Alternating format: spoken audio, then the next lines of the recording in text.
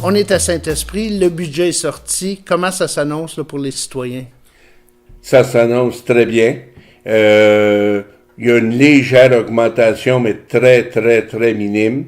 On a profité aussi de ce budget de 2017 pour refaire le ménage dans nos taxations pour les services d'ordures, d'eau potable et d'égout. C'est sûr qu'on a vraiment calculé que ça nous coûtait pour chaque item.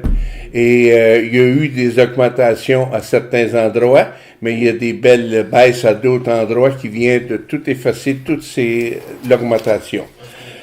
Comme l'eau potable, en 2016, ça coûtait 160. Cette année, ça va coûter 204 $. Donc, un ajout de 44 $. Les égouts qui nous coûtaient 115 sont ramenés à 113 $, donc une baisse de 2 $. Et les ordures qui étaient à 165 avec les retours de bonne performance du PGMR, bon, on est capable de ramener les ordures de 165 à 112. Donc, une bonne diminution de 53 $. Donc, les citoyens qui ont ces trois services-là, additionnés ensemble, ça va leur coûter moins 11 $ en 2017.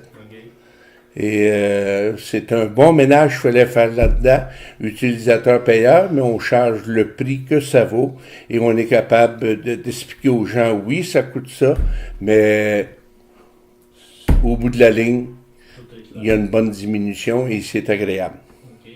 Je sais que on a des rumeurs surtout là à propos en agriculture que les agriculteurs peuvent subir là, des augmentations de taxes assez importantes. Est-ce que ça touche Saint-Esprit?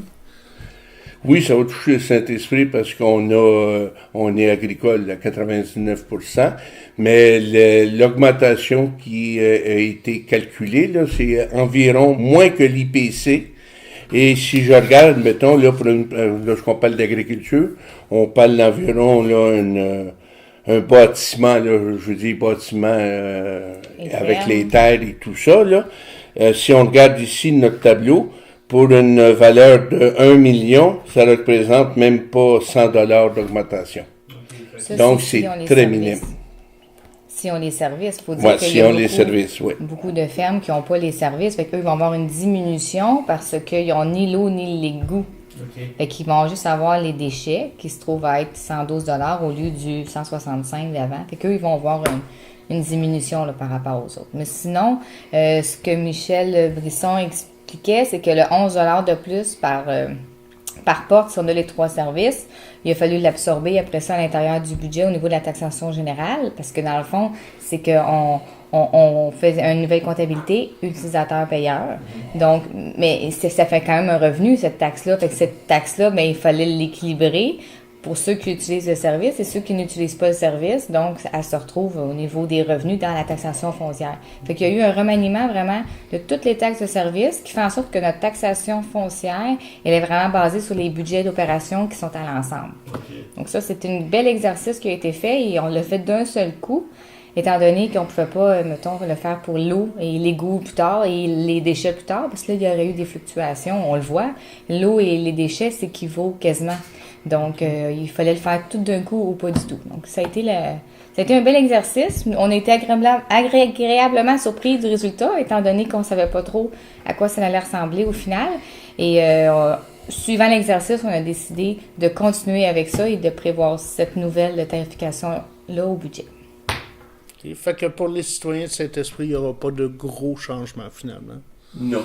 On regarde là, pour une propriété de 450 000 $, ça représente environ 39 $. Calcule que c'est très minime, très, très minime. Et puis, depuis nombre d'années que je suis maire à Saint-Esprit, on a toujours essayé d'avoir une taxation la plus stable possible. Il n'y a jamais eu de variation marquée. Et on sait que les temps sont difficiles pour tout le monde. Et on doit être vigilant face à ça, là. Oui, il y a des dépenses qu'on doit absorber, mais on est capable de couper sur d'autres choses aussi. Il y a des nouveaux revenus. C'est pour ça que si à un moment donné, le nouveau schéma d'aménagement peut finir par aboutir, que c'est sûr que ça va nous aider à équilibrer nos budgets. Et le but, ça a toujours été de bien gérer et de faire attention à l'argent. Parce que l'argent qu'on gère ne nous appartient pas. Et comme je dis souvent des citoyens, lorsque j'augmente les taxes, je m'augmente moi aussi. Et je pense que on est capable de faire la juste part entre une augmentation qui n'a pas d'allure. Au nom de la municipalité, à mon nom personnel, au nom des conseillers, de tous les employés de la municipalité de Saint-Esprit, j'en profite, moi et Caroline, à vous souhaiter une joyeuse année, remplie de bonheur, de sagesse et de tout ce que vous pouvez vous imaginer que vous allez être capable de réaliser durant l'année 2017.